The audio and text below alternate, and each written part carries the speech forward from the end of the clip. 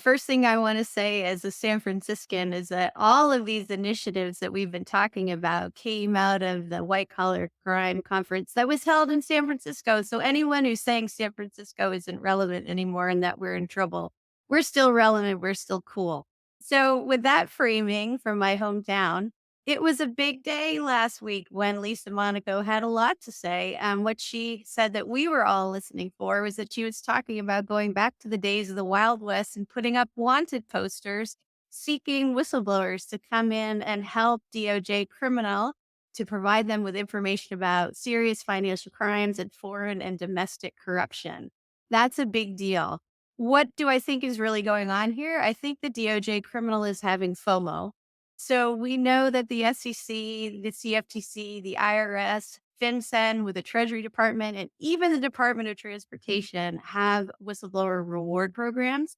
So I think DOJ criminal is realizing when you look at the billions that have been recovered under the SEC program for Dodd-Frank for whistleblowers, I think they're recognizing that they may be missing out on a real opportunities. What did they say?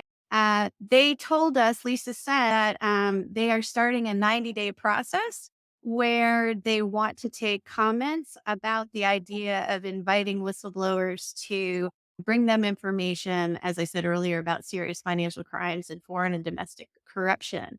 Just because they've given us 90 days to all start weighing in on the parameters, it doesn't mean those of us on the plaintiff side haven't already started to talk to DOJ about potential angles.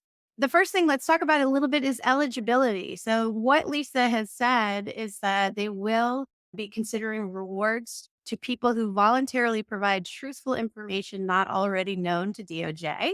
It will only apply to whistleblowers that are not eligible for financial incentives under any of these other programs, and that they expect to launch it before the end of 2024.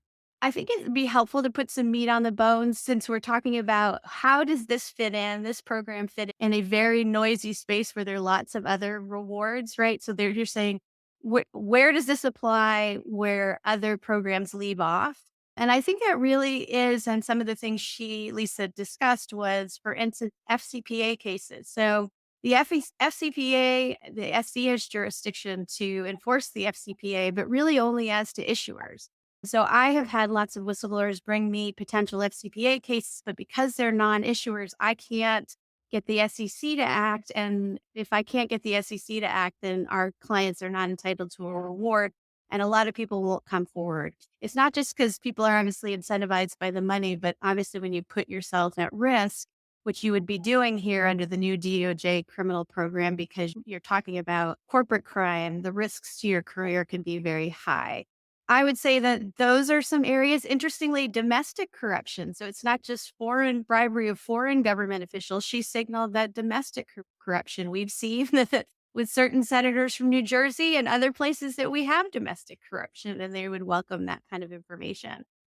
Finally, another big space where I feel like the SEC leaves a hole is that their mandate is to protect the capital markets, and really their mission is directed at protecting Main Street investors. So often they won't go after the private companies, private, non-publicly listed companies. So I would think about Theranos as an example. I've had the great pleasure of representing Tyler Schultz, one of the Theranos whistleblowers, and it's a rare example of the SEC actually going after a private company. And I think it's just because it was such a extraordinarily brazen fraud. So I think you're going to see more of those kinds of cases, us being able to bring those to DOJ. So it does feel like a very watershed moment in terms of expanding who can bring information, and it's going to really hoover up a lot of the areas where whistleblowers have fallen between the cracks. So it's very exciting for us. I want to end by talking about, in the spirit of this 90-day, they're looking for feedback. Here's some feedback that I would provide to DOJ. What is needed? A couple of the things that were said there were a couple things that were omitted. I think what's really vital for this program is that they establish a floor of guaranteed minimum payments that a whistleblower would receive, because without a floor and assurance that there would be some payment, typically the floor in other programs is 10%, you're not going to get whistleblowers to undertake those risks. I think it's really important that they create an office of the whistleblower. Otherwise, it's very difficult for whistleblowers to know where to go. So they should take a page from the SEC's book, create an office of the whistleblower as a central clearinghouse that's staffed to accept all of these complaints. Finally, I think they really need to talk about what confidentiality and anonymity looks like. The SEC program, which, as you can see, I think is the gold standard in the space, does allow for anonymous reporting. And I think that's also something that's going to be very important here. Couple things I want to quibble with of how Lisa's suggesting that they would design the program is that they would exclude culpable whistleblowers from being eligible. My view, and that's certainly the view of the False Claims Act and the founding fathers, because the False Claims Act came during the Civil War, is that it takes a rogue to catch a rogue. So if you're excluding culpable whistleblowers, you're excluding a huge source of information. I'm not saying that you should be the architect of the fraud and thereby create a fraud and benefit from it. The False Claims Act has ways where we exclude whistleblowers who are the planners and initiators of the fraud. But I think you can get, she would be by definition, as she's describing it now, excluding some people who may technically be culpable, but it certainly wasn't not their idea. And there's the bag men and women carrying out the fraud. Finally, the program is supposed to be limited to people who are bringing non-public information. I think that's also a limitation that's unnecessary. We've seen under the SEC program, we like to call whistleblower outsiders, bringing information that is equally as valuable. So we've seen competitors and other folks with information that the DOJ would be excluding here. So that is my sense on this program and what to expect, but it's very welcome news. And the last thing I'll say is that even before DOJ Criminal put out their announcement last week, SDNY was the one who started with its own discussion of a whistleblower reward program. And then the Northern District of California also launched one. So I think we're setting off within DOJ certainly a race to which districts can have a whistleblower program. I would love to kick it to my fabulous co-panelists, what they think about what does this mean for prosecutions when you have a whistleblower as a financial incentive. Is this going to hurt the people's credibility? And I guess I'd also like to kick it off to my co-panelists on what is this going to mean. Will this incentivize more voluntary self-disclosure by companies now that they know that they've got this risk?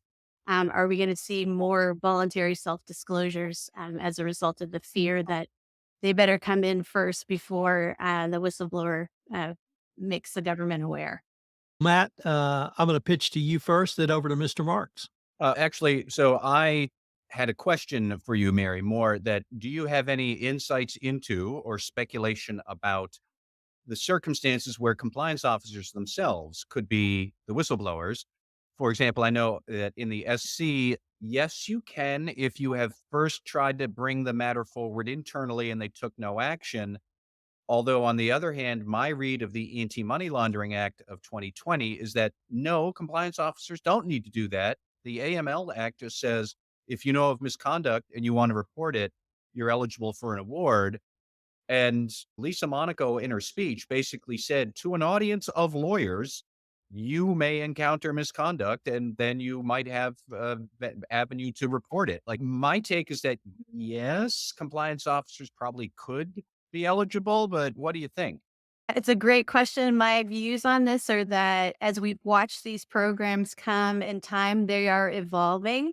As you are absolutely right, the SEC program says that unless there are exceptional circumstances, both compliance officers and people with internal audit functions cannot be eligible for a reward unless they report internally first and they wait 120 days. And there's all of these sort of governors placed on it. What came next is the Treasury FinCEN program that you're alluding to, which is both for money laundering and now for sanctions violations. Yes, that program removed that and said we take all comers, including compliance officers and folks with internal audit functions. And so I think that's what you're going to expect here with this program. I think that's the more evolved view. So that's my 2 cents. Makes sense. Mr. Marks. Mary, very great insights that you provided to the listeners. So thank you for that. I just had a couple of things real quick. One is I've been barking about this for a long time.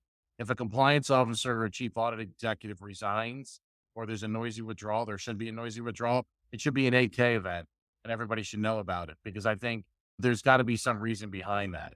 And then the other thing that I wanted to bring up too was Tom, your comments with regard to why is a triage or investigation program and why getting to answers more quickly appropriate. It's for that very reason. You putting these programs in place. You don't want individuals running to the government. You want to have a compliance program that works and that where you can contain that because when they start to go outside, then all of a sudden people think that they can leapfrog all the process and procedure. And so that's why I think a lot of focus and attention need to come into play here with regard to those.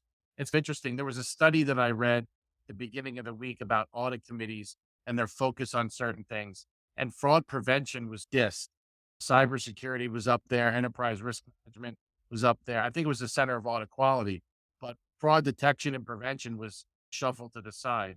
I think we really need to go back fundamentally based on all of this really look at the overall fraud risk management program, which really means it's not only designing those internal controls, but it really is when an allegation is made and it starts to come through our system, how does that get processed and how does that get treated? Otherwise, a lot of what you're seeing here, this new DOJ program is fantastic. Why have a compliance program then? If your compliance program is we're spending all this money on compliance program, it should work. Then let's make it work. Mr. Armstrong, thoughts from across the pond? Yeah, I know Mary knows this more than anyone, but just to recap one of the topics we discussed on an earlier call, of course, the whole whistleblower thing is international. Nick F. Graves said in his speech when he was talking about bounties in the UK that 700 UK whistleblowers had gone to the US authorities instead. And it's like that old joke, which I won't repeat on such an erudite channel as this, and the punchline of which is we've established what you are, but now we're just haggling over the money. And that's the case, I think, with these whistleblower programs. So I think other governments will try and put mirror bounty programs in place. But my suspicion is there isn't the political will to give the same big numbers to people. And as a result, I think the US will remain the dominant player in incentivizing whistleblowers. I'm sorry to bring us to a somber note, but what has been big news this week, of course, has been what it seems to be an apparent suicide by one of the Boeing 737 whistleblowers, a man by the name of John Barnett. My rant is that it needs to change, that we have very few resources in the mental health space for whistleblowers and also for their attorneys. It was not lost on me that this apparent suicide happened in the midst of Mr. Barnett being in back-to-back days of deposition. And I think that it's incumbent on lawyers and other people who are the first to deal with whistleblowers to really take a hard look about the type of trauma informed, humanistic type approaches we should be thinking about when we deal with whistleblowers. It's all too often that whistleblowers speak out in the public interest on behalf of all of us, on behalf of the safety of the flying public, but we don't put enough of a safety net beneath and behind them. And I feel like this is a wake up call for us all to do that.